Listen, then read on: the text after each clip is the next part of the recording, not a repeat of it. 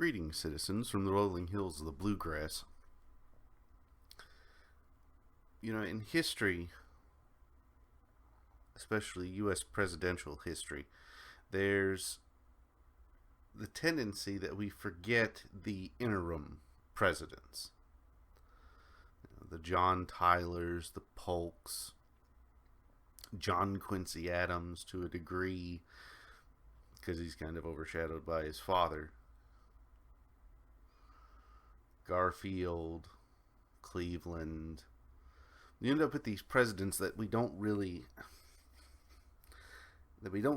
think about except in one specific situation. Garfield was assassinated.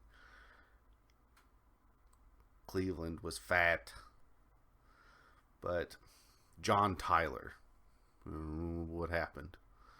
Buchanan kind of sat on his hands while the Civil War quickly gained steam. But, Chester A. Arthur, funny looking fellow, right?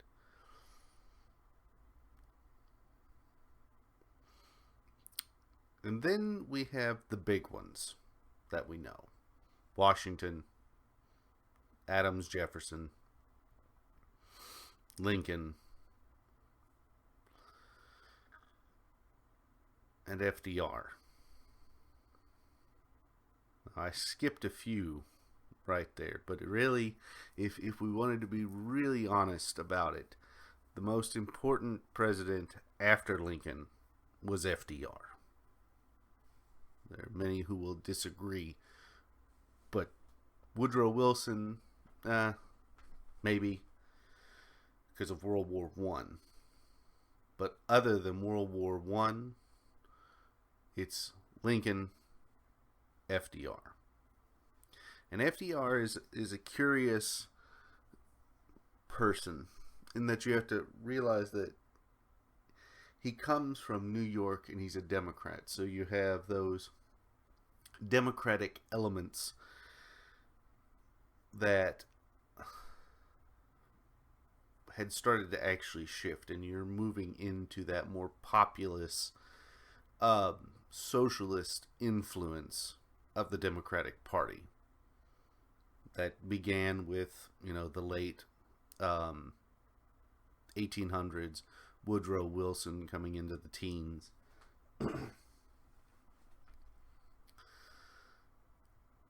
And you wonder if we're not in that kind of a situation because Barack Obama was so pivotal in just the simple fact that he was an African American. But he wasn't even an African American. He was of mixed race heritage, white and black. And somehow the 50% overrides the other 50% somehow. I don't understand that, but that's the logic of the day. He was a human being in the end. And then that human being is followed by another human being. And I would say that Trump, Donald John, is closer in significance in the sense of their personality and their presence on the stage to Barack Obama, which is in itself kind of sad, but that's a function of the person themselves. Right? If it had been some other white dude, white millionaire, billionaire, whatever his real worth is, I don't think it would have been as significant because of how boisterous, how loud he is when he walks in. But it's very significant because they were both New Yorkers, FDR and Trump. And Trump, he was a Democrat. And he was a Democrat in that same vein because you got to remember his age. He would have directly benefited from the policies that FDR put in. He would have been a Democrat, an FDR Democrat, in his youth. Because like so many, FDR saved himself. For those who are familiar with country music. And the band Alabama, you have Song of the South, Sweet Potato Pie, and Shut My Mouth, Gone, Gone with the Wind. Ain't Nobody Ever Coming Back Again. Right? And the first verse is cotton in the roadside, cotton in the ditch. We all picked the cotton, but we never got rich, which is very funny because cotton picking mind apparently is now racist. But there were a lot of white people that picked cotton and didn't get anything for it. And Wall Street fell, but we were so poor that we couldn't tell.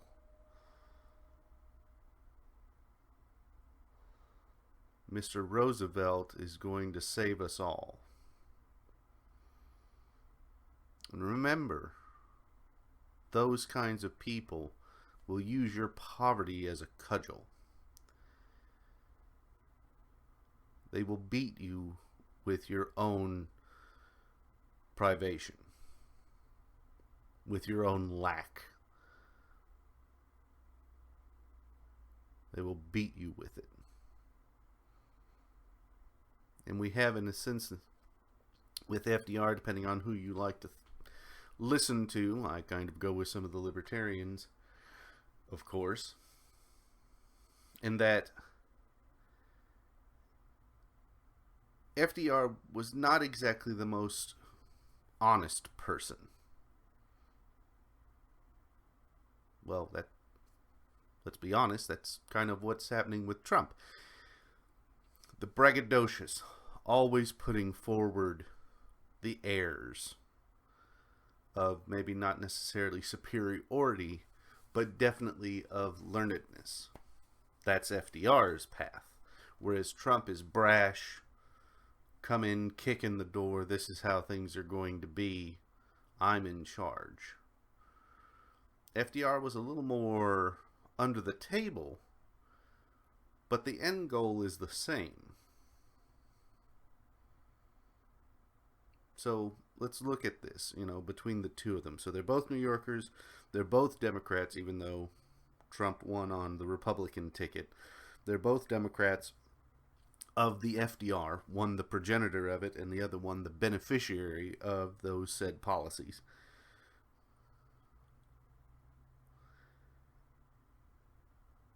They both come at a time when there's financial uncertainty,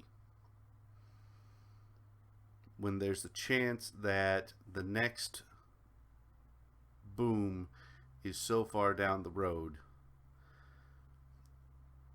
that everything seems bleak. And people praise Trump's economy, but this economy is still on a knife's edge, and the current pandemic is just one more in a series of unfortunate events that has kept it there. So they both come about at an uncertain financial time. And they both constantly put forward this, not necessarily strong man, because that makes you think of a dictator. And if you asked my grandfather, it was very close to being a dictatorship under FDR, because we, on my father's side of the family,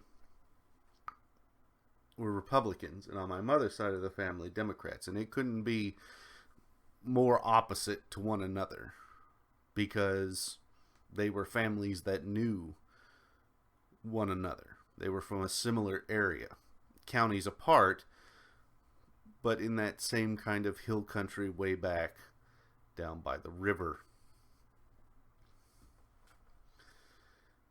And my grandfather would tell a story, and you have to take it with a grain of salt, it's anecdotal, but it's something interesting, that if you were found to be a Republican where he was when he was little, there was a good chance you weren't going to get any goods from the general store, because there were items for people who were Democrats. Lard, flour, salt, and sugar when rationing occurred. But if you were a Republican, those items weren't there. There weren't enough.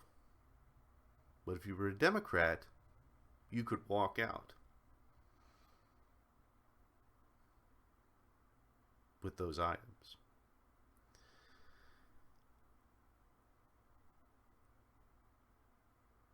So both FDR and Trump, they put forward this strong persona that they're in it for the fight. They're in it for you on the front lines. But they're both afflicted by a common illness. I would say FDR suffered the greatest of the two, but it's through that suffering that they presented this strength. Right? Trump's whole COVID bout has this microcosm element of pretty much FDR's entire life, but it's this small glimpse of how instead of bending the knee to the science of the day, Trump goes out and he takes off the mask and, look, I'm fighting this. I am strong. Whereas FDR hid up until he couldn't hide it. Everyone knew it, they just didn't talk about it. But no matter what, he always presented the strength. And if you go back to how they ran their campaigns in the beginning, they're both generally anti-elite. You have those speeches where FDR would rail against the moneyed powers, the political elite. And it sounds very similar to how Trump did his 2016 campaign and how he's doing this campaign right now. And you have to remember, I'm not trying to say that Trump is FDR.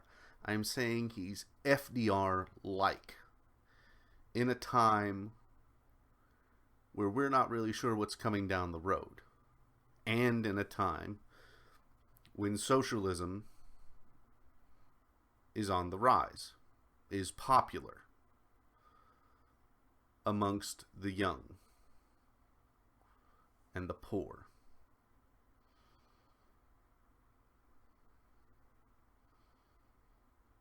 So there's some interesting parallels. Not exact, oh yeah, this is the exact time. Trump's FDR, FDR's Trump. No, I'm just saying we have a president going through similar situations.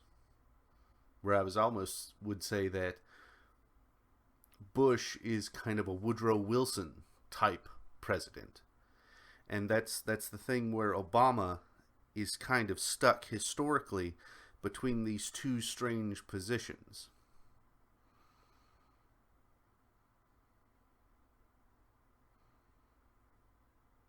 Is that he's important and significant because he was the first president of African American descent,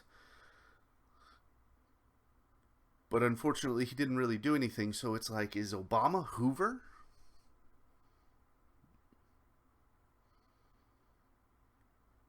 Did he inherit the excess, the largesse that came from Bush and the wars?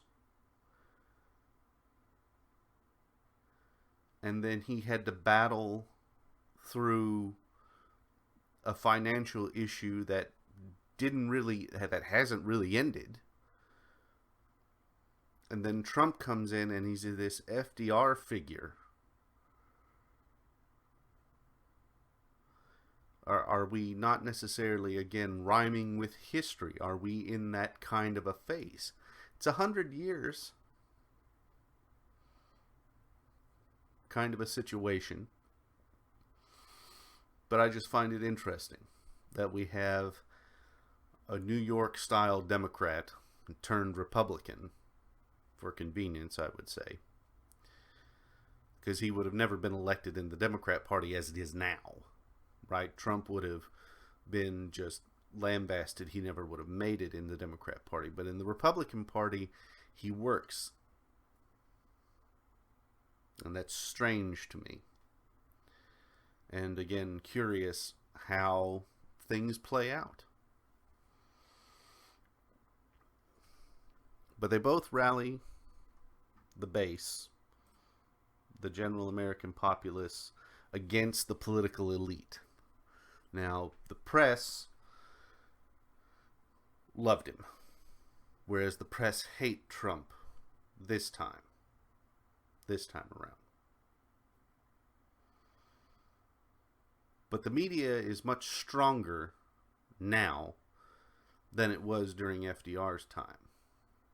The press really had to fight to get into these things, because you had to put someone in the field where FDR was giving a speech.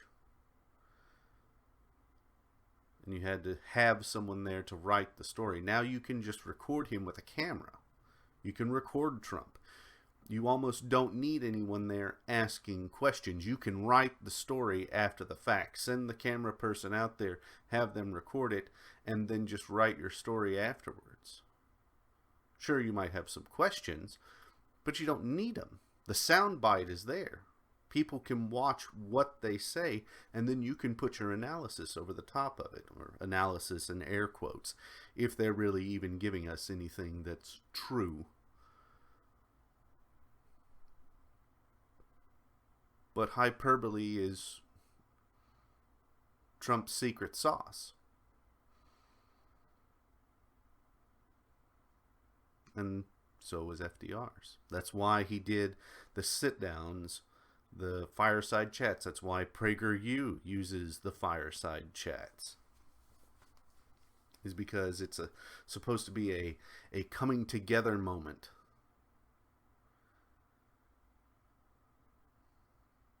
But does it really do anything? Or are we just experiencing security theater, like we did with the TSA? Or kind of what's going on with COVID? Are we just experiencing this semblance of leadership? It's a good question. And I don't know if we have an answer right now, but we might have a better one later on.